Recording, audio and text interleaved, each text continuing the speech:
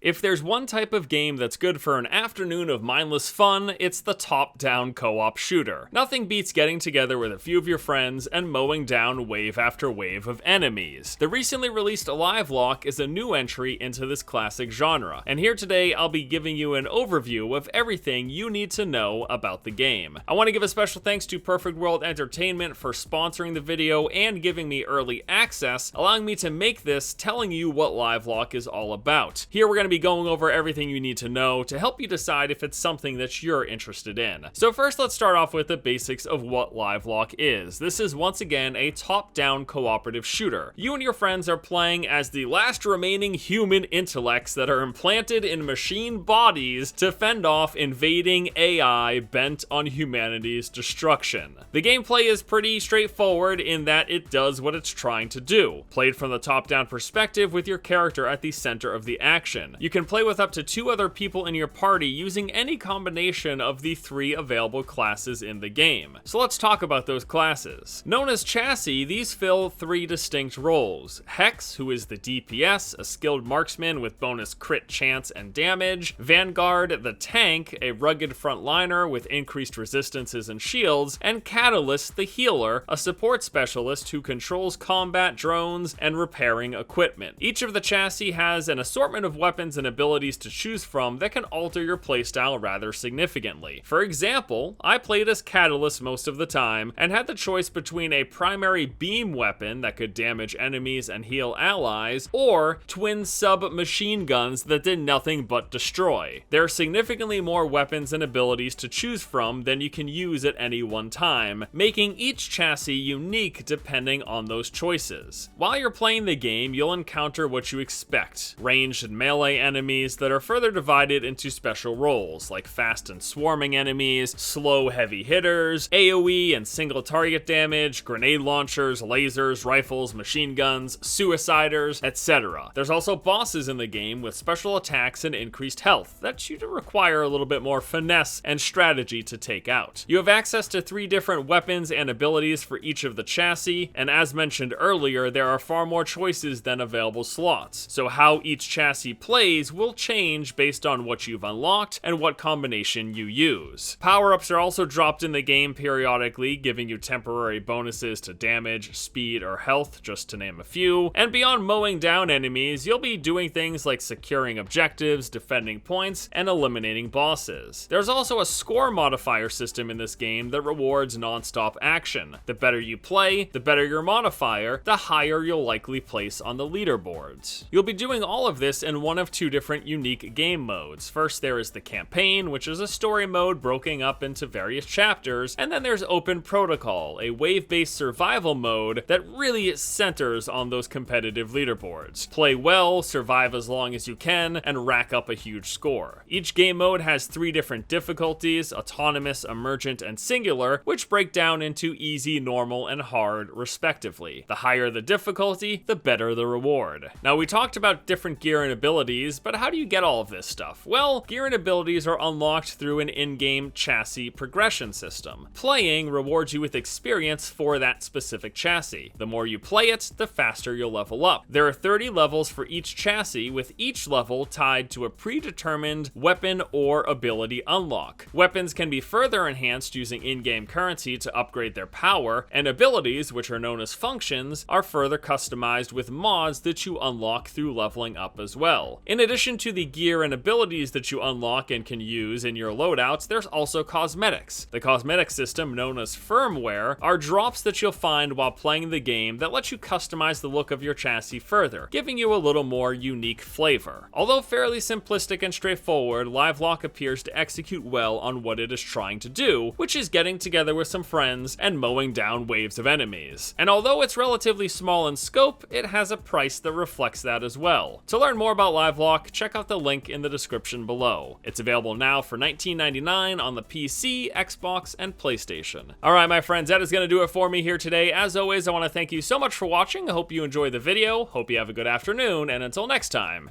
I'll see you later.